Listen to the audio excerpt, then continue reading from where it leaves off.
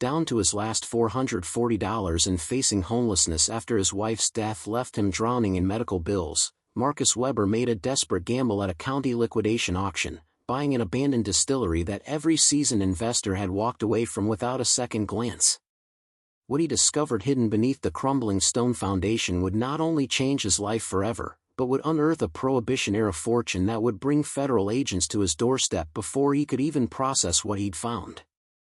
Before we jump back in, tell us where you're tuning in from, and if this story touches you, make sure you're subscribed, because tomorrow, I've saved something extra special for you. Marcus Weber sat in his decade-old pickup truck, staring at the eviction notice taped to the apartment door. The bold red letters seemed to pulse in the afternoon sun. 14 days. That's all the time he had left before he and his 10-year-old son, Daniel, would be on the street. He crumpled the notice in his fist, feeling the weight of failure settle deeper into his chest. The small two-bedroom apartment in Cedar Ridge had never been much, but it was home. At least it had been, until everything fell apart.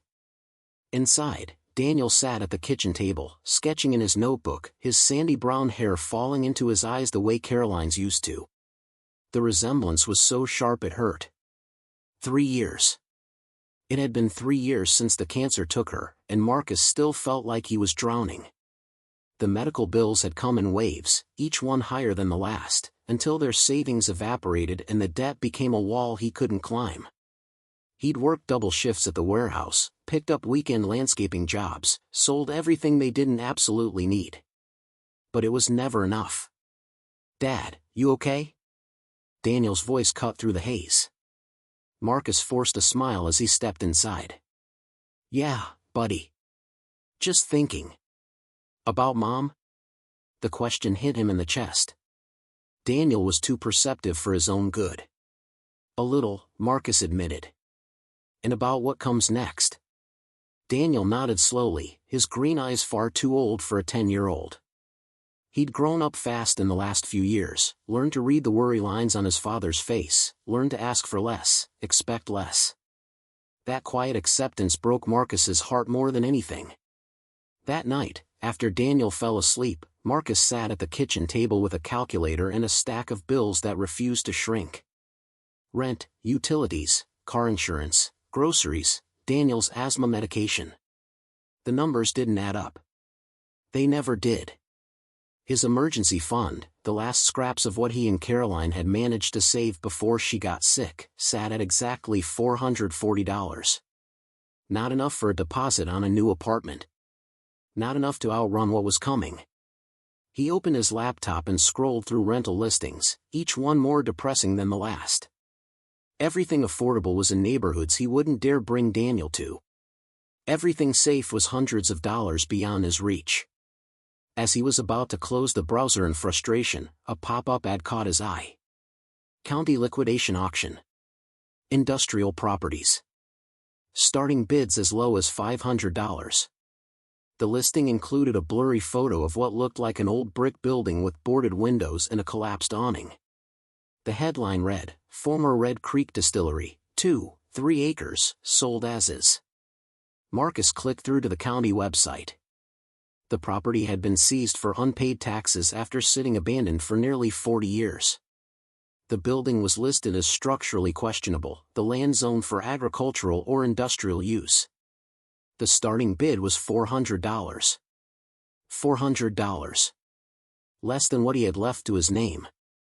It was insane. Buying a derelict building with his last pennies when he had no construction skills and no business plan was the kind of desperation move that ended in total ruin. But the alternative, watching Daniel's world shrink to a homeless shelter or a car they'd be living out of, felt worse. For the rest of the night, Marcus researched the property.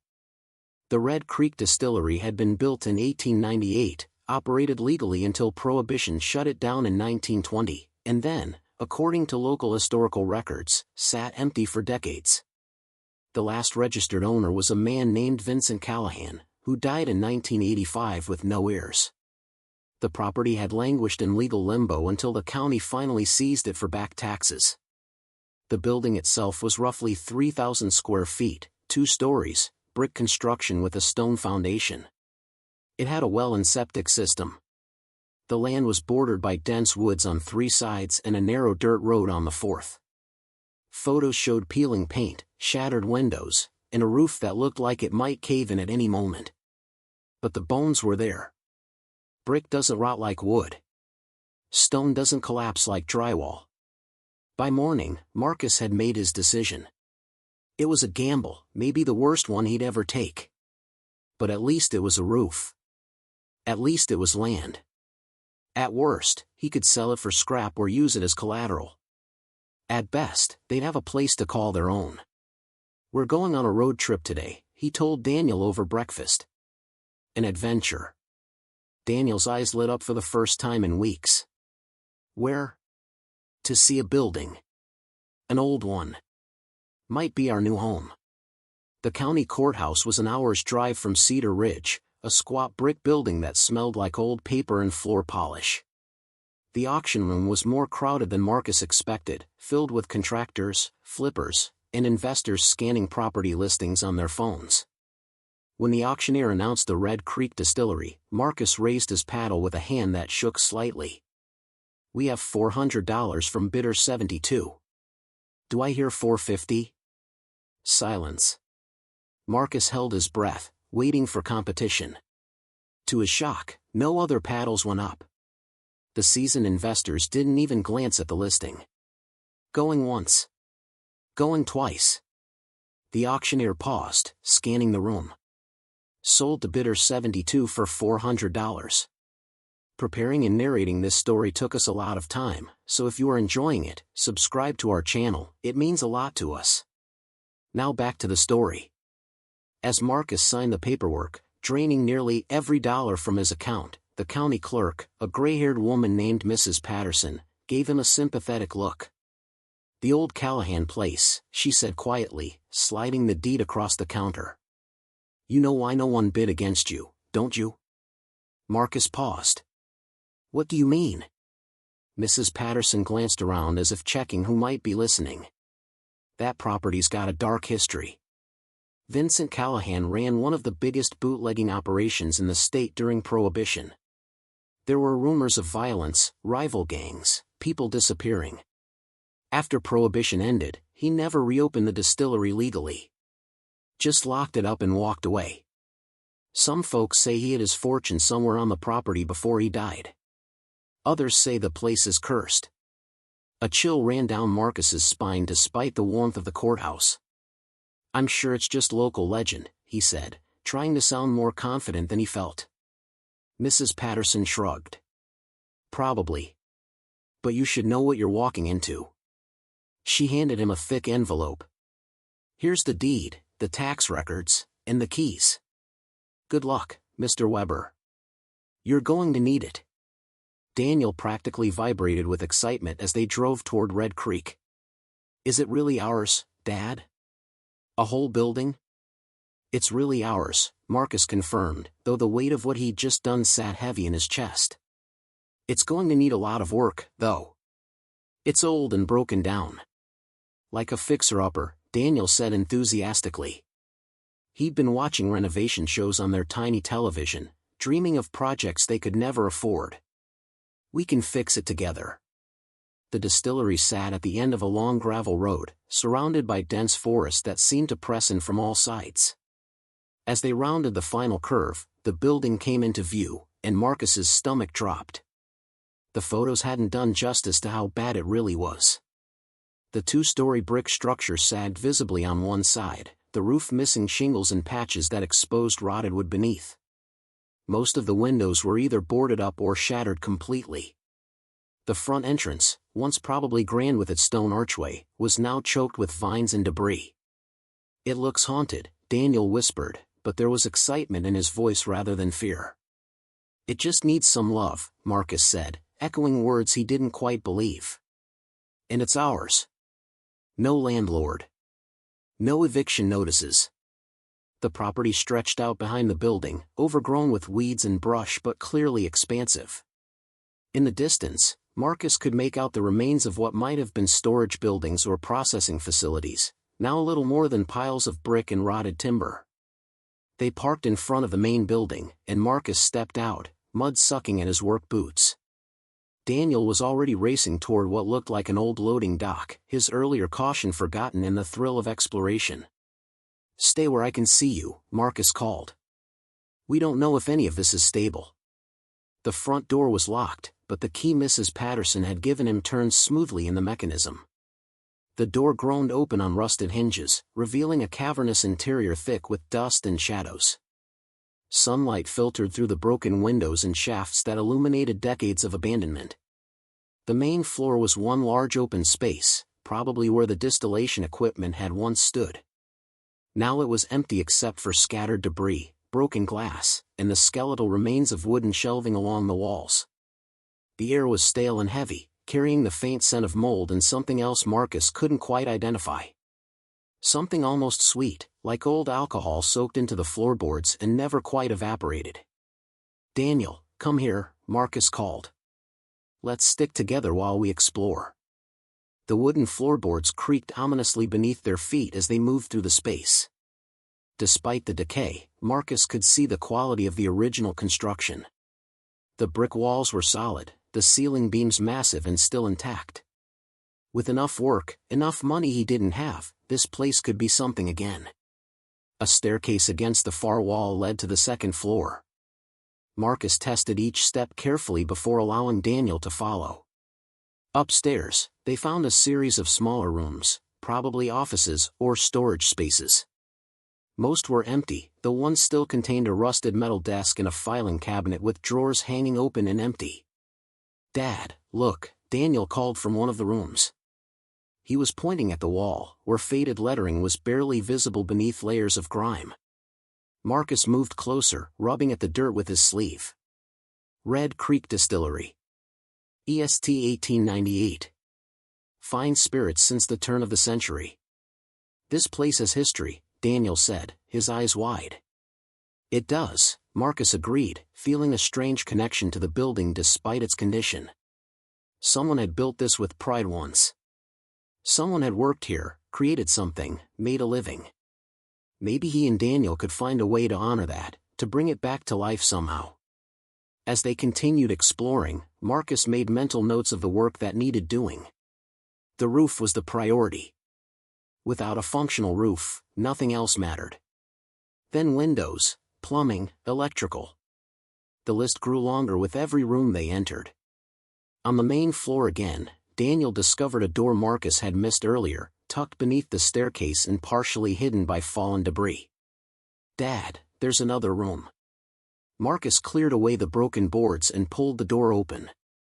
Stone steps descended into darkness, leading to what appeared to be a cellar or basement. The air rising from below was noticeably cooler and carried that sweet, alcohol-tinged scent more strongly. "Basement," Marcus said. "Probably where they stored the barrels." "Can we go down?" Daniel asked eagerly. Marcus hesitated. Without proper lighting and with no idea of structural integrity, going into the basement seemed unwise. But curiosity gnawed at him. What had Vincent Callahan left behind in the decades since he'd locked this place up? "Wait here," Marcus instructed. "I'll check it out first." He pulled out his phone and activated the flashlight, descending the stone steps carefully. Each one was worn smooth in the center from years of use. The cellar opened into a surprisingly large space with a low ceiling supported by thick wooden beams. The walls were stone, cool to the touch and slightly damp. Empty wooden racks lined the walls, the kind that would have held barrels of aging whiskey. But the cellar was empty now, cleared out long ago. Marcus played his flashlight around the space, noting that despite 40 years of abandonment, the cellar was in relatively good condition. No major water damage, no collapsed sections. As he swept the light across the far wall, something caught his eye. A section of the stone didn't quite match the rest. The mortar around a roughly door-sized section looked newer, lighter in color than the surrounding masonry. Marcus moved closer, running his hand along the seam. It was barely visible, easily missed unless you were looking for it. His heart began to pound. A sealed section of wall in a bootlegger's cellar.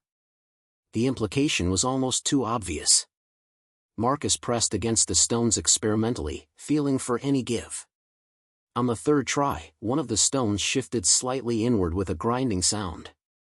A section of the wall, about 3 feet wide and 6 feet tall, swung inward an inch, revealing that it wasn't solid wall at all but a door disguised as stonework.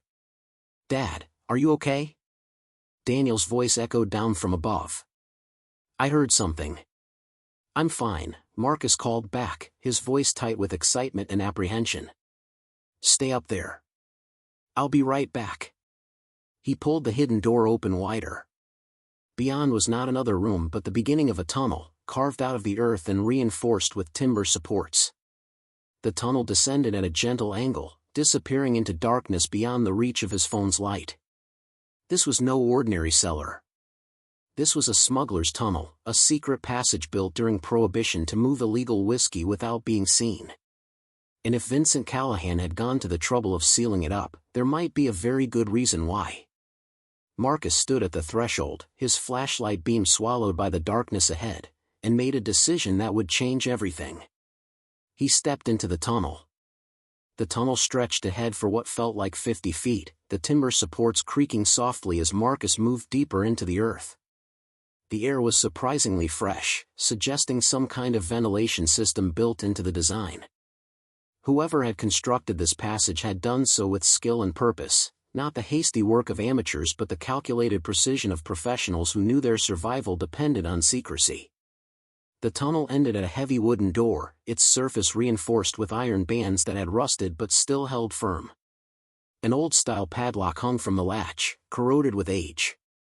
Marcus pulled at it experimentally and the metal crumbled in his hands, the mechanism so degraded that it fell apart at his touch. The door swung open with a groan that seemed to echo through the entire underground passage. Beyond was a room that made Marcus stop breathing. The space was roughly 20 feet square, carved out of the earth and reinforced with brick walls that spoke of permanent construction rather than temporary concealment. But it wasn't the architecture that stole his breath. It was what the room contained. Wooden crates were stacked along 3 walls, each one stamped with faded lettering. Red Creek Distillery. Premium Reserve. 1919. In the center of the room sat a massive oak desk, its surface remarkably preserved in the controlled environment of the sealed chamber. And on that desk, in neat stacks that seemed almost deliberately arranged, were bundles of currency. Old bills, their designs unfamiliar to modern eyes, bound with rotted rubber bands that had long since lost their elasticity. Marcus moved closer on shaking legs, his flashlight beam playing across denominations he'd only seen in museums. $100 bills from the 1920s, 50s, 20s, all in remarkable condition considering their age. There had to be thousands of dollars here. Maybe tens of thousands. But that wasn't all. Beside the money sat leather-bound ledgers, their pages yellowed but intact. And in the corner of the room, covered with a canvas tarp that disintegrated at his touch, were wooden barrels. Full barrels, if the weight was any indication. Prohibition-era whiskey that had been aging in this sealed room for nearly a century. Marcus stood in the center of Vincent Callahan's hidden fortune and felt the weight of history pressing down on him. This wasn't just money. This was evidence of a criminal enterprise, a snapshot of an era when the law and morality had diverged so sharply that good men had become criminals and criminals had become folk heroes. His phone buzzed in his pocket, startling him so badly he nearly dropped it. A text from Daniel. "Dad, where are you? It's been like 10 minutes. Marcus realized he'd lost track of time completely, standing in this underground chamber trying to process what he'd found. He typed back quickly. "Coming up now. Found something interesting." Before leaving, he grabbed one of the ledgers from the desk and stuffed it inside his jacket. The money, the whiskey, all of it could wait. But he needed to understand what he was dealing with before making any decisions.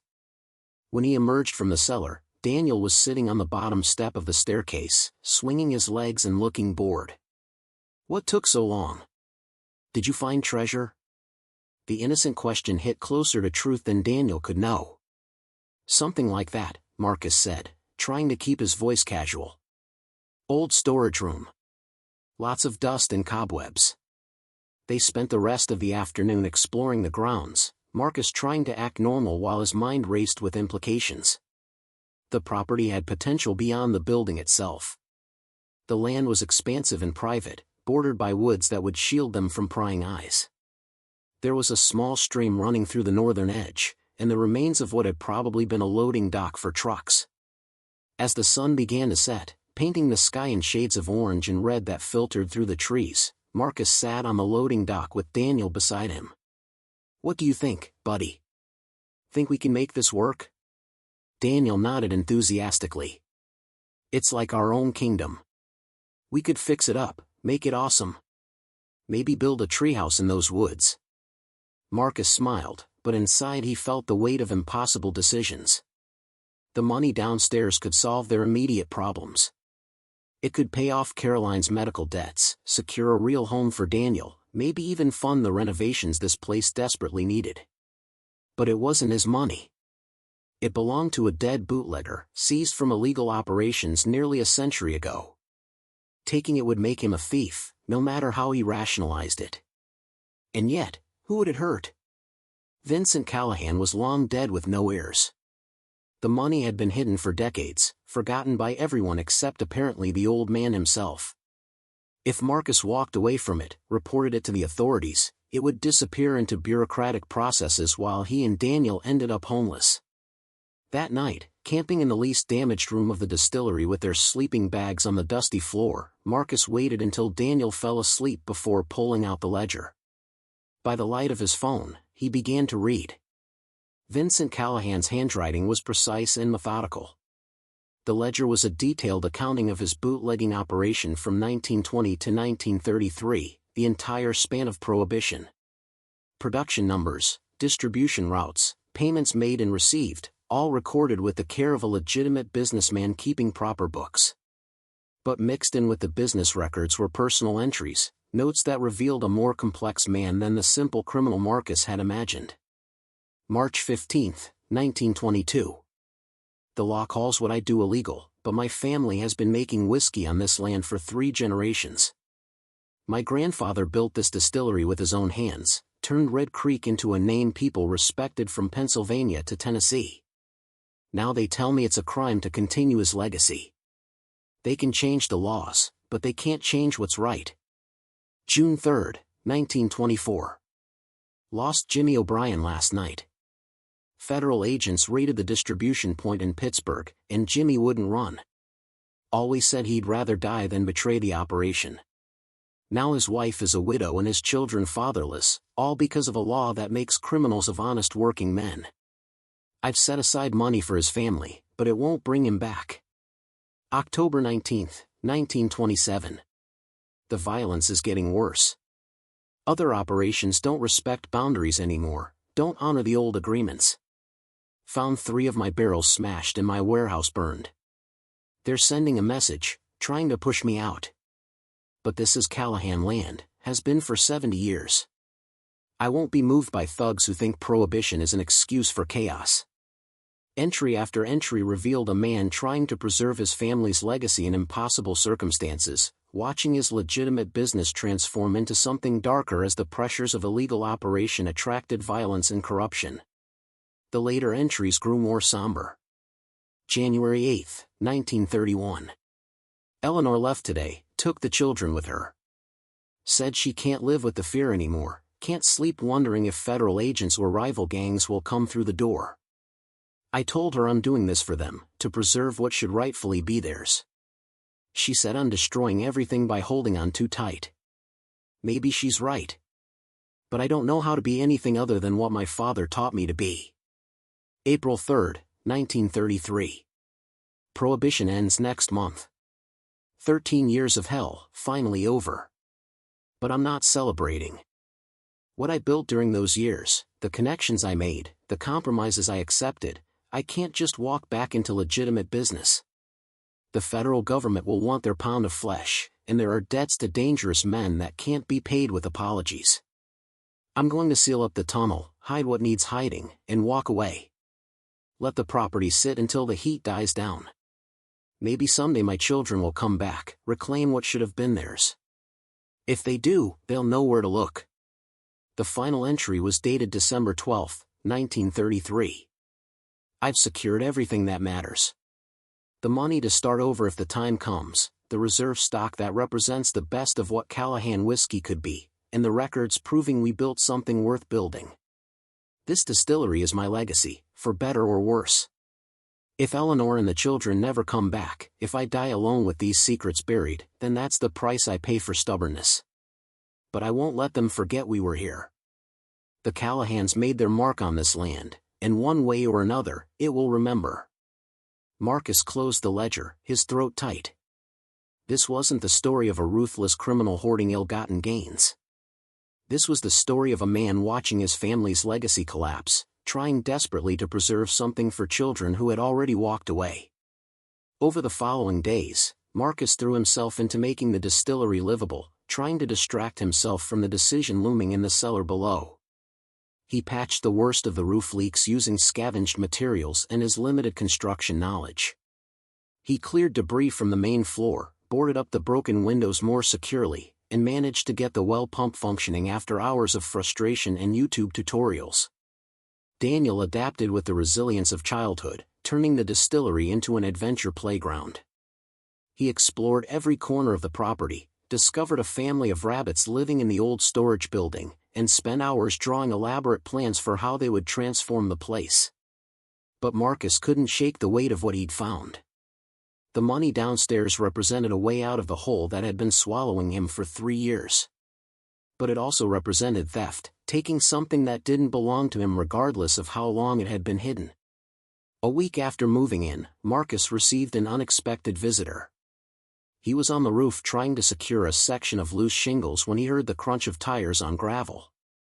A dark sedan pulled up in front of the building, and a woman in her 60s stepped out, looking up at the distillery with an expression Marcus couldn't quite read. He climbed down the ladder, wiping his hands on his jeans. "Can I help you?" The woman studied him for a long moment. "I heard someone bought the old Callahan place. Didn't quite believe it until I saw the lights on at night." She extended her hand. "Margaret Brennan. I grew up in Red Creek, knew Vincent Callahan before he disappeared into his isolation." Marcus shook her hand, immediately wary. "Marcus Weber. Just purchased it from the county. Trying to fix it up." Margaret's eyes scanned the building with what looked like nostalgia tinged with sadness. "My father worked for Vincent before Prohibition. Said he was the finest whiskey maker in 3 counties. Honest man, too, until the law made honesty impossible." She turned her attention back to Marcus. "You find anything interesting in there?" Old Vincent was known for his secrets. The question felt loaded with meaning. Marcus kept his expression neutral. "Just a lot of dust and broken equipment." "Why do you ask?" Margaret smiled slightly. "Because 3 different people tried to buy this property over the years, and Vincent's ghost scared them all off. Strange sounds at night, equipment moving on its own, that sort of thing." She paused. "Or so the stories went. More likely they found something they shouldn't have and got convinced to leave it alone." "By who?" Marcus asked. "Federal agents mostly. This property was under surveillance for years after Prohibition ended. They were convinced Vincent had hidden evidence of his operation, maybe even money he'd never paid taxes on. Few people who showed too much interest got visits from men in dark suits asking uncomfortable questions." Marcus felt a chill despite the afternoon warmth. "And you're telling me this why?" Margaret's expression grew serious. "Because you have a son. I saw him playing out back earlier. And I remember what happened to the last family that tried to make a go of this place. Federal agents or not, there are people in Red Creek with long memories and certain expectations about Callahan property. If you found something, you need to be smart about it." Before Marcus could respond, she pulled a business card from her purse. "My number. If you need advice from someone who knows the history around here, someone who isn't looking to take advantage, call me." She started back toward her car, then paused. "Vincent Callahan was my mother's cousin, Mr. Weber. Whatever he left behind, I have no claim to it and no desire for it. but I'd hate to see another family destroyed by secrets that should have stayed buried. After she drove away, Marcus stood holding the card, feeling the walls closing in. Margaret Brennan knew something, or at least suspected. And if she knew, others might too. That evening, after Daniel fell asleep, Marcus descended into the cellar again. He stood in the hidden room, surrounded by evidence of Vincent Callahan's desperate attempt to preserve something for a family that never came back. The money sat on the desk, untouched since he'd first discovered it. The whiskey barrels rested in their corner, aging in darkness for nearly 90 years. And the ledgers contained the full story of a man broken by laws he couldn't accept and pride he couldn't release. Marcus made his decision. He wouldn't take the money. Not because of federal agents or local suspicion, but because taking it would make him the same as the desperate man who had hidden it, grasping at solutions that only created bigger problems. Vincent Callahan had destroyed his family trying to preserve his legacy. Marcus wouldn't repeat that mistake. But he also wouldn't report it. Not yet. Because buried in those ledgers was a different kind of treasure, one that might actually be legal to claim. The records of Vincent Callahan's whiskey-making process, the proprietary methods that had made Red Creek Distillery famous before Prohibition. If those methods could be resurrected, if Marcus could find a way to legitimately restart the distillery, then maybe the property could fulfill its original purpose after all. It was a long shot bordering on fantasy. He had no distilling license, no capital, no knowledge of the industry. But he had the recipes, the original building, and the kind of desperation that turned impossible ideas into obsessive focus. The next morning, Marcus drove to the county records office and spent hours researching distillery licensing requirements, agricultural zoning laws, and small business loans. The process was overwhelmingly complex, but not impossible. The property was still zoned for industrial use. The building, despite its condition, was grandfathered under historical structure protections. And there were grant programs for revitalizing historical businesses in rural communities. Over the following weeks, Marcus became consumed with the project. He cleaned out the main distilling floor with new purpose, not just removing debris but studying the layout, understanding how the operation had functioned. He researched modern distilling equipment and discovered it wasn't as expensive as he'd feared, at least for small batch operations. He taught himself about spirits licensing, federal regulations, and state requirements. Daniel watched his father's transformation with cautious optimism. "Are we really going to make whiskey here, Dad?" "Maybe," Marcus said, afraid to promise something he might not deliver. "It's complicated and expensive. But I'm going to try." The hardest part was money. Banks wouldn't touch a loan application from someone with Marcus's debt-to-income ratio. Traditional investors wanted proven business plans, not passionate dreams from a warehouse worker with no distilling experience. Every door seemed to close before he could get a foot in. Then Margaret Brennan called. "Mr. Weber, I heard through the grapevine you're looking into reopening the distillery.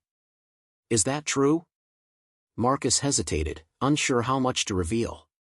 "I'm researching possibilities." "Why?"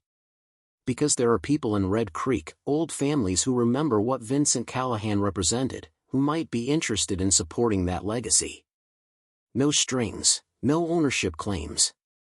Just local investors who'd like to see the Callahan name mean something again besides cautionary tales and ghost stories." 3 days later, Marcus sat in Margaret Brennan's living room with 4 other Red Creek residents, all of them over 60, all of them connected somehow to the distillery's pre-Prohibition history. They listened as he outlined his plan, the revival of small-batch whiskey production using Callahan's original recipes, the emphasis on historical authenticity, the potential for the distillery to become a tourist attraction and source of local pride. When he finished, an old man named Thomas Garrett spoke first. "My grandfather was Vincent's master distiller. Taught Vincent everything he knew about the craft. I've got his journals still, all his notes on aging and blending. They're yours if you can promise me one thing." "What's that?" Marcus asked. "That you'll do it right. Not cut corners, not compromise quality. Vincent's mistake wasn't making whiskey during Prohibition. His mistake was letting the illegal circumstances corrupt everything else. If you bring back the Callahan name, it has to stand for what it meant before the laws went crooked. Excellence. Integrity. Legacy.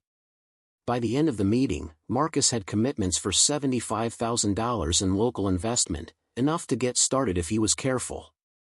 More importantly, he had something he hadn't possessed in 3 years. Hope that felt grounded in reality rather than desperate fantasy. But that night, alone in the distillery with Daniel sleeping upstairs, Marcus descended to the hidden room one final time. He stood before the desk where Vincent Callahan's money still sat, untouched and tempting. Tomorrow he would seal this room permanently, preserving it as a historical artifact but removing the temptation it represented. The money would stay hidden, a reminder that some solutions create more problems than they solve. He picked up Vincent's final ledger and read the last entry again. The Callahans made their mark on this land, and one way or another, it will remember. I'm going to make sure it remembers the right way, Marcus said quietly to the empty room. Not the desperate criminal you became, but the master craftsman you were before the world went wrong. As he climbed back up to the main floor and locked the cellar door behind him, Marcus felt the weight of legacy settle on his shoulders. Not the crushing burden Vincent Callahan had carried, but something he could bear. Something worth carrying. The distillery would open again. The Callahan name would mean excellence instead of tragedy. And maybe, in preserving someone else's legacy, Marcus would build one worth leaving to Daniel. The land remembered everything. Now it was time to give it something new to remember. The months that followed moved with the relentless pace of someone who couldn't afford to stop and second guess. Marcus threw himself into the mountain of bureaucracy required to resurrect a distillery that had been legally dead for 90 years. Federal licensing applications. State permits.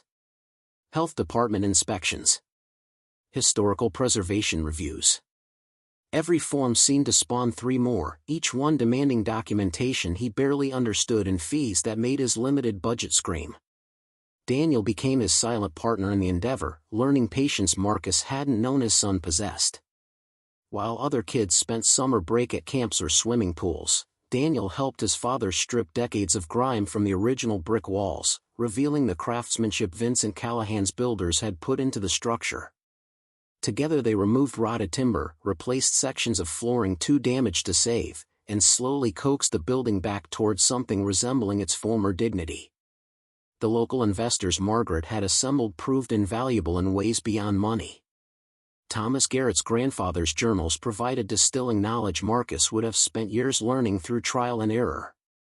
A woman named Helen Moss, whose great-uncle had run Callahan's bottling operation, connected Marcus with a retired master distiller in Kentucky willing to consult by phone. And Margaret herself seemed to know every shortcut through the bureaucratic maze, every inspector who could be won over with respect and transparency rather than bribes. Vincent tried to do everything alone, she told Marcus one afternoon as they reviewed supplier quotes for copper stills. Thought asking for help meant admitting weakness. Watched that pride destroy him piece by piece. She tapped the quote sheet with one finger. You're smarter than he was. You know when to lean on people. By late autumn, the distillery building had been transformed from derelict ruin to functional workspace. The main floor housed the new distilling equipment, modest compared to industrial operations but perfectly suited for the small batch craft production Marcus envisioned. The second floor had been converted into a tasting room and small museum space documenting the distillery's history, carefully edited to emphasize the pre-Prohibition years while acknowledging the Prohibition-era without glorifying it. Marcus had left the hidden room sealed as planned, but he'd created a historical display that hinted at its existence without revealing specifics. Old photographs of Vincent Callahan, framed copies of newspaper articles about Prohibition enforcement in the region, and a carefully worded placard that read, "During Prohibition, many distillers faced impossible choices between abandoning family legacies and breaking new laws." The Callahan family, like thousands of others, struggled with these contradictions. This distillery stands as testament to both the excellence they achieved and the costs they paid. The first batch of whiskey went into barrels in December, a small run that would need 3 years of aging before it could be bottled and sold. Marcus used Vincent's original recipe, adapted from modern ingredients and equipment but faithful to the process that had made Red Creek famous. Thomas Garrett attended the distillation, watching with eyes that held tears he didn't bother hiding. "Smells exactly like I remember from my grandfather's stories," he said quietly as the clear liquid flowed from the still. "Like coming home to something I never actually had." That first run wouldn't generate income for years, but it established something more valuable than immediate profit. It proved the concept worked. Within weeks, word spread through the craft distilling community. A resurrection of a century-old distillery using original recipes. Food bloggers made pilgrimages to Red Creek. Trade publications ran features. And most importantly, advance orders started coming in from specialty retailers willing to wait for the aged product. Marcus secured a small business loan based on those advance orders, enough to fund ongoing operations while the first batches matured. He hired 2 employees from Red Creek, both young men who'd grown up hearing the Callahan legends and jumped at the chance to be part of the revival. The distillery became a source of local pride, a story about preservation and redemption rather than decay and abandonment. But success brought complications Marcus hadn't anticipated. As the distillery's profile grew, so did outside interest in its history. A bourbon enthusiast blog published a deep dive into Vincent Callahan's Prohibition-era operations, speculating about what might have happened to his rumored fortune. The article was mostly accurate folklore, but it mentioned the persistent local legend that Callahan had hidden assets somewhere on the property before his death. 2 weeks after that article published, Marcus received his first official visitor. The man who appeared at the distillery entrance carried credentials identifying him as Special Agent Robert Chin from the Treasury Department's Historical Enforcement Division, a unit Marcus hadn't known existed until that moment. "Mr. Weber," Agent Chin said with professional courtesy. "I'm here regarding the historical status of this property and potential assets that may still be under federal jurisdiction." Marcus's blood ran cold, but he kept his voice steady. "I'm happy to cooperate with any investigation. Everything I've done here is documented and legal." Chin nodded. "I'm sure it is. Your licensing applications were remarkably thorough. But we have reason to believe Vincent Callahan may have concealed currency and goods that were subject to seizure under Prohibition-era statutes. Those statutes, interestingly enough, never expired. If such assets exist on this property, they technically belong to the federal government.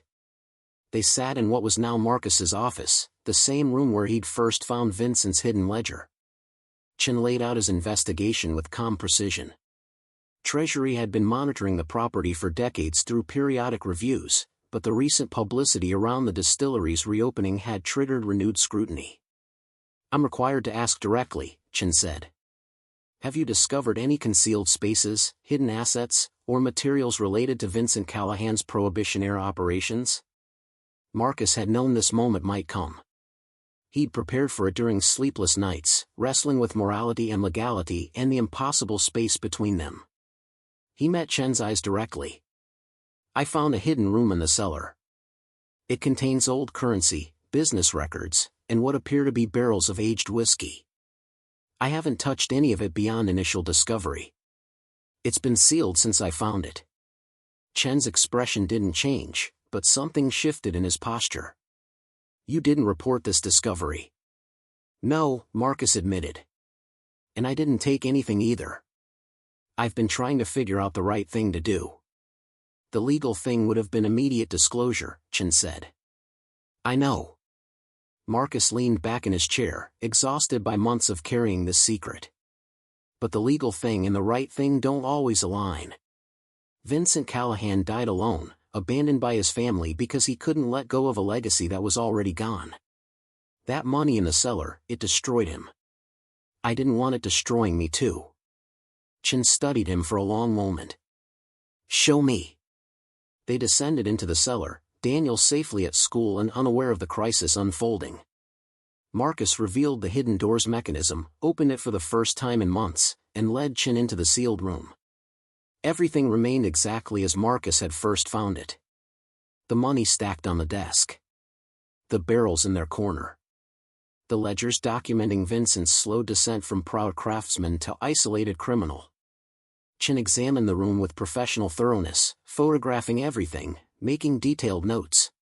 He opened one of the ledgers and read several entries, his expression revealing nothing. "This is approximately $43,000 in period currency," he said finally.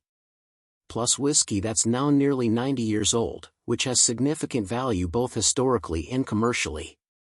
You've had access to this for months and haven't touched it." "Touching it would make me a thief," Marcus said simply. "I bought this property legally. I'm running the business legally. I won't compromise that by taking what isn't mine." Chin closed the ledger and turned to face Marcus fully. "Mr. Weber, I've been with Treasury for 22 years. I've investigated hundreds of historical asset cases. You know how many times someone with your financial situation, who discovered something like this, didn't take it?" He paused. "Never. You're the first." "So what happens now?" Marcus asked. "Legally, this needs to be processed as a historical seizure. The currency will be evaluated, likely donated to the Smithsonian or similar institution. The whiskey is more complicated because it was never taxed and predates modern alcohol regulations." Chin walked slowly around the room. "But there's precedent for historical alcohol fines being auctioned with proceeds going to the finder and the government splitting based on circumstances." Marcus's heart hammered. "What kind of split?" "Depends on cooperation, legal representation, and how much nuisance the government wants to deal with. Given that you've maintained the historical integrity of everything, didn't attempt to hide or sell it, and have been operating a legitimate business, I'd estimate you could see 30 to 40% of auction value." Chin met his eyes.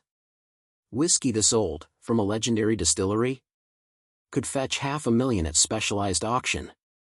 The number seemed impossible. 30% of $500,000 would be enough to fully fund the distillery's expansion, secure Daniel's education, finally bury Caroline's medical debt that still haunted his credit. It would be transformative. "But there's another option," Chin continued. "The Treasury Department has discretion in historical cases, especially those involving cultural preservation. If you were willing to donate the currency to the Smithsonian and work with us on proper historical documentation, we might be persuaded that the whiskey should remain with the property as part of its historical significance. Under strict controls, of course. Display only, not for sale." Marcus understood what was being offered. Integrity versus windfall. The money would change his life materially. But keeping the whiskey, preserving it as part of the distillery's history, would mean something deeper. It would honor what Vincent Callahan had been trying to preserve, not the desperate criminal but the master craftsman. "I want the whiskey to stay," Marcus said. "Not because I'm noble, but because this place needs to be about more than just money. It needs to be about what Vincent built before everything went wrong." Chin nodded slowly. "I was hoping you'd say that." He pulled out paperwork from his briefcase. "This will require extensive documentation, a formal historical preservation agreement, and regular audits. The barrels will need to be secured, possibly displayed in a climate-controlled environment. But it can be done." Over the following months, Marcus worked with federal historians, preservation specialists, and Treasury officials to properly document and secure Vincent Callahan's final legacy.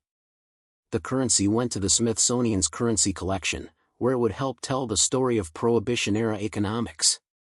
The ledgers were scanned and cataloged, providing unprecedented documentation of bootlegging operations for academic research. The whiskey became the centerpiece of the distillery's museum, displayed in a specially constructed case that told the full story. Vincent Callahan's desperation and pride, the family torn apart by laws that made criminals of traditional craftsmen, and the nearly century-long aging process that had transformed the liquid into something precious and historically unique.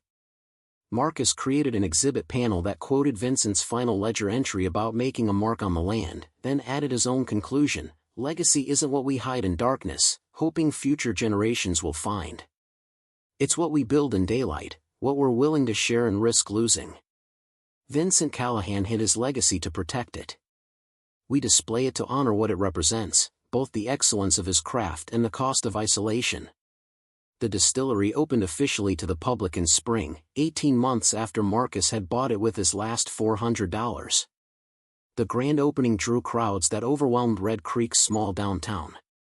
People came from across the state to taste the new whiskey, still aging but available in a limited White Dog release, and to see the Prohibition-era barrel room that had become regional legend. Daniel, now 12 and startlingly mature for his age, helped pour tastings in the museum. He'd learned his father's story about choosing integrity over windfall, and it had shaped something fundamental in how he saw the world. "Dad, did you ever regret not taking the money?" he asked one evening after closing, as they cleaned glasses and reset the tasting room for the next day. Marcus considered the question honestly. Their lives were better now but still tight. The distillery was profitable but modest. They lived simply in a renovated apartment above the museum.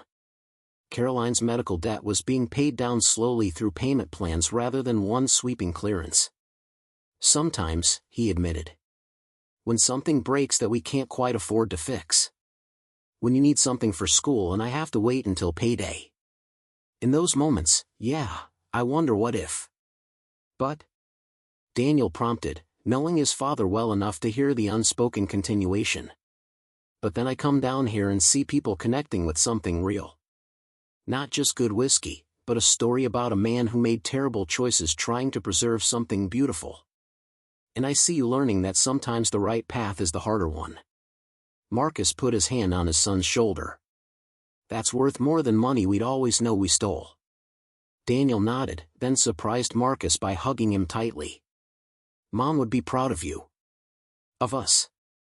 The words hit Marcus in the chest, unexpected and devastating in their simple truth. Caroline had died believing Marcus would find his way through grief and debt to something better. She'd never known about the distillery, never seen Daniel growing into someone thoughtful and principled. But somehow, through choices made in desperation and validated by integrity, Marcus had built something she would have recognized. Something worth building. That summer, Margaret Brennan approached Marcus with a proposal. She'd been contacted by Vincent Callahan's granddaughter, a woman named Elizabeth Hartley who lived in Oregon and had only recently learned about the distillery's resurrection through a magazine article. Elizabeth wanted to visit, to see what her grandfather had built and understand the family history she'd been shielded from as a child. "I told her you've been a better steward of the Callahan legacy than her family ever was," Margaret said. "But she has a right to see what her grandfather created. If you're uncomfortable with it, I'll tell her no." Marcus thought about Vincent's ledger entries, the pain of watching his family walk away, the hope that someday they might return. "Tell her to come. It's not my legacy to gatekeep. It's hers too, if she wants it." Elizabeth Hartley arrived on a clear August morning, a woman in her 60s with her grandfather's sharp eyes and careful way of moving. Marcus gave her a private tour, showing her both the restored distillery and the sealed room where Vincent's final desperate effort to preserve something for his family still remained visible through protective glass. She stood before the display for a long time, reading her grandfather's words, seeing the barrels he'd aged with such care. Finally, she spoke, her voice tight with emotion. "My mother never told me the whole story. Just that Grandpa Vincent chose whiskey over his family, that he became dangerous and unstable. I grew up thinking he was a failure and a criminal." She touched the glass gently. "But he was just trying to hold on to something he loved. And the world made that impossible. He made choices that hurt people," Marcus said quietly. "But he also created something extraordinary. Both things can be true." Elizabeth turned to him, eyes wet. "My mother died 5 years ago without ever reconciling with her father's memory. I think she wanted to, but she didn't know how. Seeing this, knowing someone cared enough to preserve it properly, it means everything." Before she left Red Creek, Elizabeth did something that surprised everyone. She signed documents relinquishing any potential claim to the property or business, formally acknowledging Marcus as the rightful steward of the Callahan legacy. In exchange, she asked only that her grandfather's story be told honestly, without sanitizing his failures or ignoring his achievements. "You gave him something my family couldn't," she told Marcus as they shook hands in farewell. You gave him a legacy worth remembering. That's more valuable than any inheritance I might have claimed. As autumn returned and the distillery approached its second anniversary, Marcus stood in the barrel room where the first batches of whiskey aged in darkness, developing character and complexity that couldn't be rushed. Daniel sat nearby doing homework, comfortable in the space that had become their shared world. The land around the distillery had transformed along with the building. Marcus had cleared some of the overgrown fields and planted a small grain crop, providing local ingredients for future whiskey batches. The woods remained wild, a reminder that not everything needed to be tamed or utilized. The stream still ran through the northern boundary, its water now tested and confirmed pure enough for distilling. Marcus thought about the day he'd bid $400 on a property nobody wanted, driven by desperation that felt like drowning. He'd been looking for shelter, for any foothold to keep himself and Daniel from slipping into complete ruin. Instead, he'd found something that demanded more than just occupancy. It demanded stewardship, integrity, and the courage to choose hard right over easy wrong. Vincent Callahan had hidden his legacy in darkness, trying to preserve it through concealment. He'd died alone, his children scattered, his life's work sealed away where it couldn't hurt anyone but also couldn't help anyone. Marcus had chosen a different path, bringing everything into light, accepting the risks that came with transparency. The distillery would never make Marcus wealthy. The margins in craft spirits were tight, and his commitment to quality over profit kept growth modest. But it provided enough.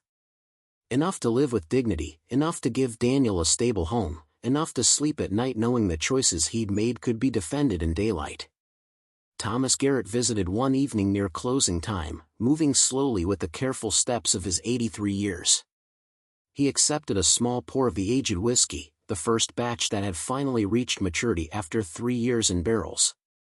He sipped it slowly, his expression unreadable. Then he nodded, setting down the glass with reverent care. "That's it," he said simply. "That's exactly how I remember it from my grandfather's stories. Vincent's whiskey, the real thing, before everything went wrong." He looked at Marcus with eyes that carried generations of memory. "You did it, son.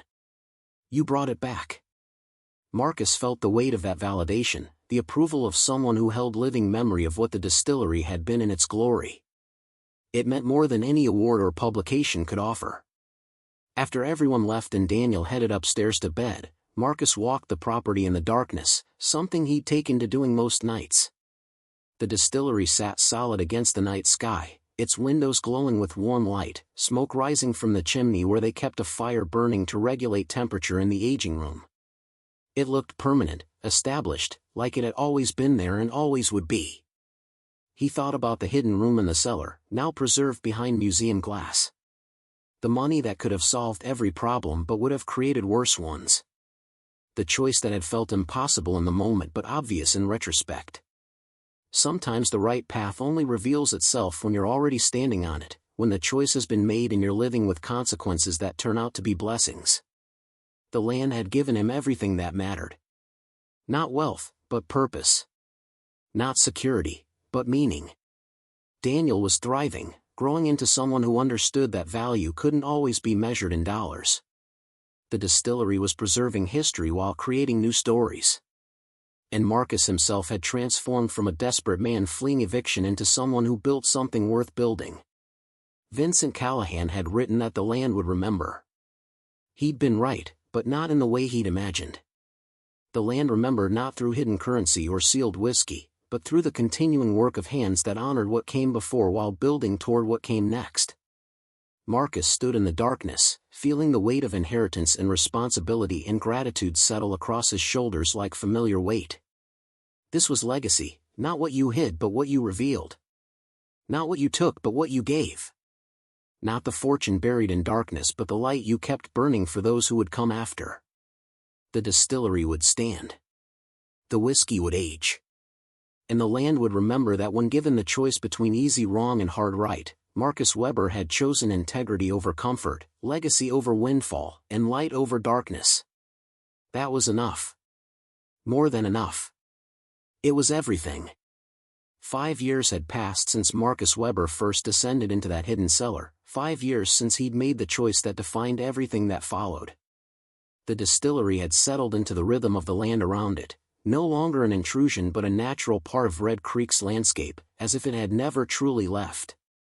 Daniel was 17 now, tall and lean, with his mother's eyes and a work ethic forged in early hardship.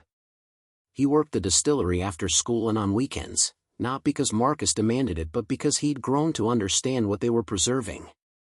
He'd learned to taste the subtle notes in aging whiskey, to read the grain quality before harvest, to speak with customers about legacy and craft in ways that made them feel part of something larger than a simple transaction. The business had grown, but carefully. Marcus had resisted multiple offers to expand rapidly, to franchise the Callahan name, to partner with corporations that saw profit potential in the resurrection story. Each offer came with money that would have transformed their lives materially, but Marcus had learned the lesson Vincent Callahan never did. Some things, once sold, can never be reclaimed. Instead, the distillery remained small batch, produced whiskey that sold out within weeks of each release, and maintained waiting lists that stretched months into the future. The scarcity wasn't a marketing strategy but a commitment to process, to the understanding that excellence couldn't be rushed regardless of demand. Thomas Garrett had passed the previous winter, dying peacefully in his sleep at 87.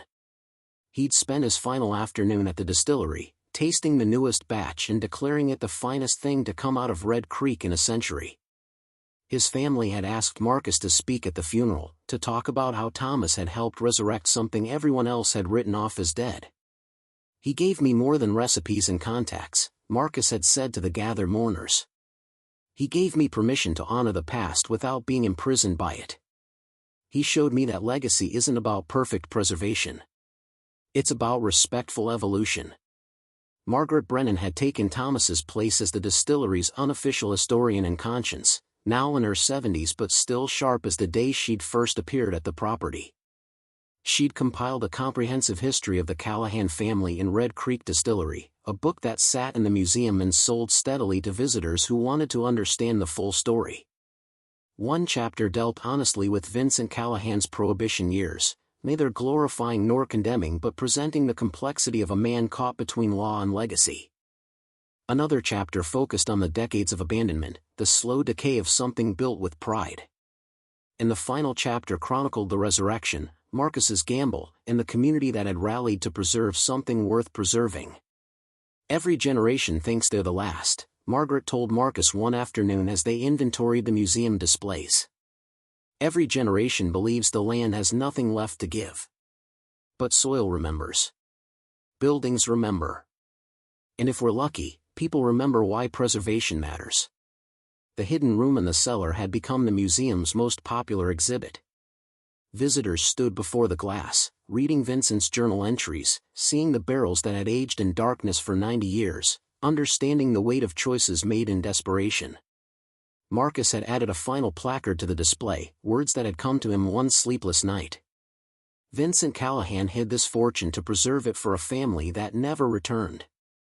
We display it to preserve something more valuable than money, the memory that every choice carries weight, that legacy is built in daylight, and that sometimes the greatest inheritance we can leave is the truth about our struggles. Elizabeth Hartley visited annually now, bringing her grandchildren to see what their great-great-grandfather had built. The youngest, a girl of 8 named Caroline after Marcus's late wife in a gesture that had moved him to tears, had declared she wanted to be a distiller when she grew up. "Your great-great-grandfather would have loved that," Marcus told her during her most recent visit. He wanted his legacy to continue. He just couldn't see how to make it happen. Elizabeth had pulled Marcus aside before leaving. "I've been thinking about something," she said carefully. "About making a formal arrangement. You've been the steward here, but you're not getting any younger, and Daniel will eventually want his own life. What happens to the distillery if something happens to you?" It was a question Marcus had wrestled with privately. The business was successful but fragile, dependent on his knowledge and relationships. If he died tomorrow, Daniel would inherit but might not want the burden. The distillery could easily slip back into abandonment, another cycle of loss. "I've been working with a lawyer," he admitted. setting up a trust structure that would preserve the distillery regardless of individual ownership. Something that protects the legacy while allowing for evolution. Elizabeth nodded thoughtfully. What if my family contributed to that trust? Not for ownership or control, but as formal acknowledgement that this is Callahan legacy worth protecting. We have resources we don't need, and you're preserving something we let die through neglect. The conversation had led to legal arrangements that secured the distillery's future beyond any individual lifetime. The Hartley family established an endowment that would fund operations during market downturns, support apprenticeships for young distillers, and maintain the museum regardless of the business's profitability. In exchange, they asked only that the Callahan name remain on the distillery and that Vincent's story continue to be told honestly. Marcus had wept when the papers were signed, understanding that he'd accomplished something Vincent never could. He'd transformed a family's shame into pride, isolation into connection, and a legacy of loss into one of preservation. The land itself had responded to care in ways that seemed almost magical. The grain fields Marcus had planted now produced yields that agricultural extension agents couldn't quite explain, exceptional quality from soil that shouldn't have been particularly fertile. The stream ran clearer than county records showed it had in decades. Wildlife had returned, deer and turkey and songbirds that filled the mornings with sound. Daniel had developed a theory about it, presented one evening as they watched the sunset from the distillery's porch. I think the land was waiting, he said. Grandpa Vincent used it for hiding in secrets. After he died, it just sat empty, holding all that sadness. But when we started using it for something good again, for creating instead of concealing, it remembered what it was supposed to be.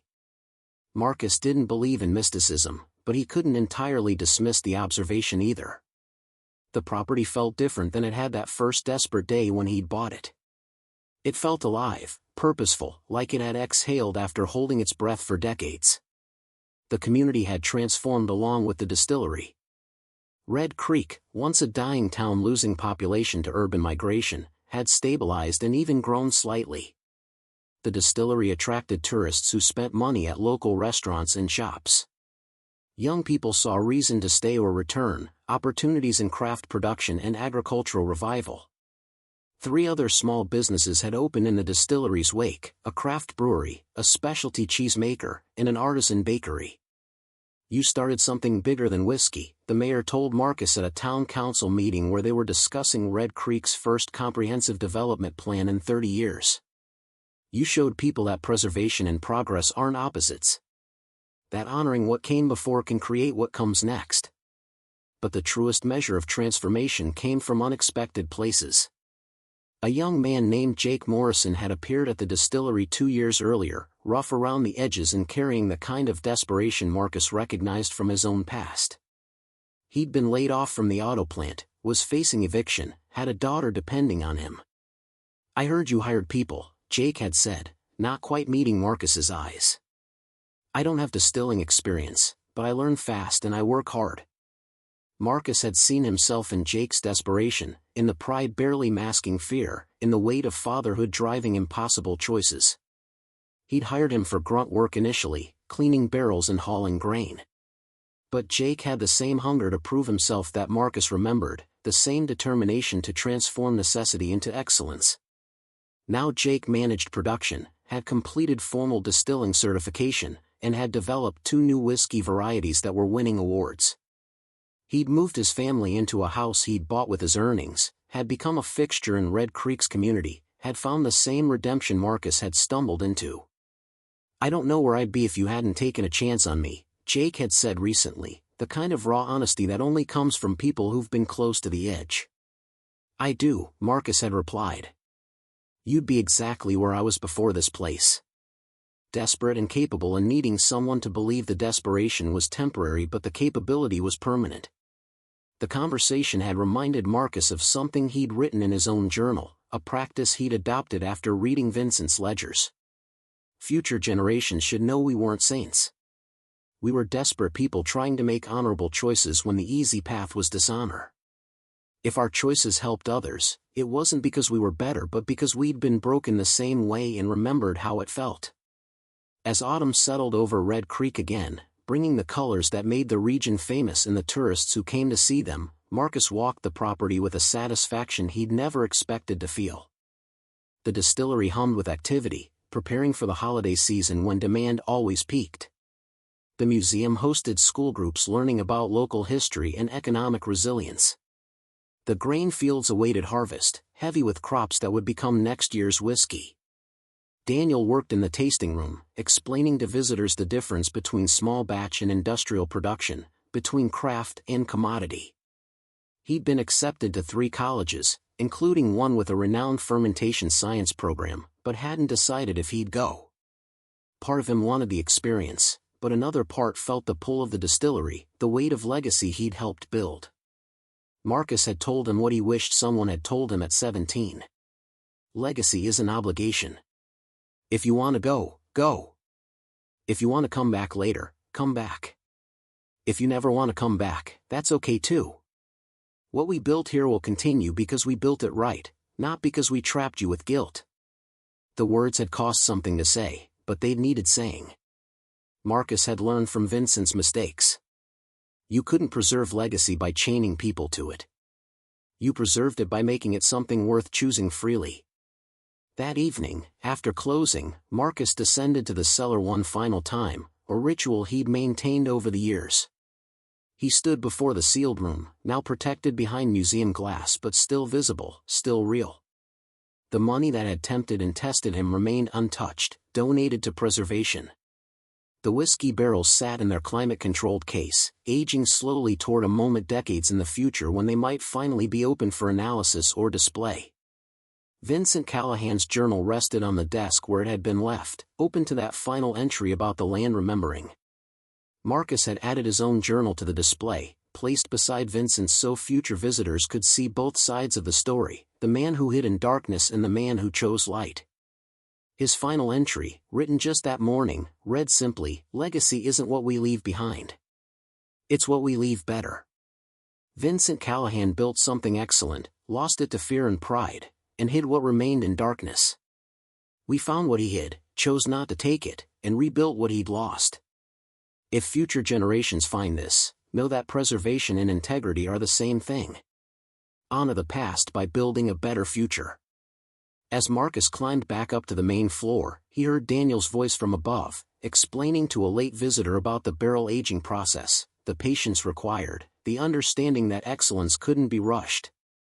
The words were Marcus's, learned and refined over 5 years, but the voice was Daniel's, carrying them forward.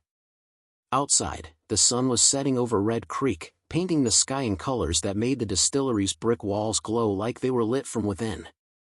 Smoke rose from the chimney in a straight column, visible for miles. A marker that something lived here, something permanent, something worth preserving. Marcus stood in the doorway, looking out at land that had been abandoned, purchased in desperation, transformed through integrity, and secured for generations beyond his own. The fields breathed in the evening light. The stream whispered its eternal song. And somewhere in the woods, deer moved through shadows, reclaiming spaces that had been empty for too long. This was legacy. Not money hidden in darkness but light shared freely. Not pride that isolated but humility that connected. Not preservation that prevented change but evolution that honored foundation. Vincent Callahan had tried to save his legacy by hiding it. Marcus had saved it by revealing everything, accepting every risk that came with transparency. The land remembered. It always would. But now it remembered not just loss and abandonment but resurrection and redemption. It remembered that when given impossible choices, some people still chose integrity. That when faced with easy wrong and hard right, some people still chose the harder path.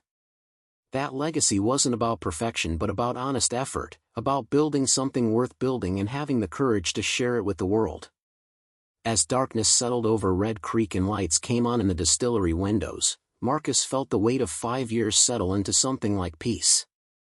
He'd gambled everything on a derelict building, found a fortune he didn't take, and built something that would outlast him. He'd transformed desperation into purpose, inheritance into legacy, and darkness into lasting light. The distillery would stand. The whiskey would age. The land would remember. And generations not yet born would stand where he stood now, reading the journals, tasting the whiskey, understanding that sometimes the greatest fortune we find is the choice not to take it, but to build something better with our own hands. That was enough. More than enough. It was everything the land had been waiting to give, and everything Marcus had been desperate enough to receive. Up next, you've got 2 more standout stories right on your screen. If this one hit the mark, you won't want to pass these up. Just click and check them out. And don't forget to subscribe and turn on the notification bell so you don't miss any upload from us. This was what I would protect now. And someday, when my time came to be buried in that cemetery beside him, someone else would stand where I was standing and understand the weight and the privilege and the responsibility of being caretaker to land that sustained everything.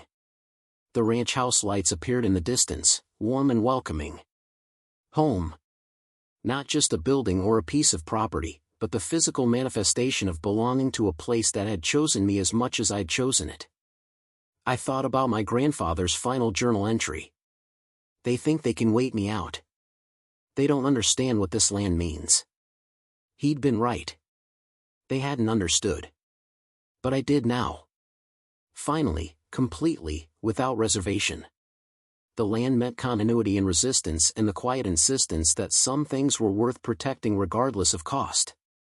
It meant knowing your place in a chain of caretakers that stretched back generations and forward into a future you'd never see. It meant work that broke your body but sustained your spirit. It meant belonging to something bigger than yourself and being responsible for its continuation. As darkness settled over the valley and stars emerged in the vast mountain sky, I stood on the porch one last time before going inside. Tomorrow would bring more work. More challenges. More seasons to navigate and survive. But tonight, I stood with gratitude for the fight we'd won and the land we'd saved and the understanding I'd finally gained. My grandfather had waited 23 years for me to come home. He'd died before seeing it happen, but his faith had been justified. I was home now. Truly home. And the land he'd loved and protected would continue into the future, not unchanged by everything that had happened, but alive and breathing and sustained by people who understood what it meant to be caretakers of something worth preserving. The Reeves Ranch would endure. That was my grandfather's legacy. That was my responsibility.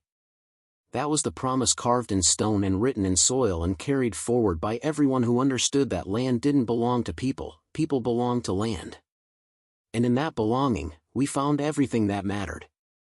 Purpose. Connection. Legacy. Home. Up next, you've got 2 more standout stories right on your screen. If this one hit the mark, you won't want to pass these up. Just click and check them out. And don't forget to subscribe and turn on the notification bell so you don't miss any upload from us.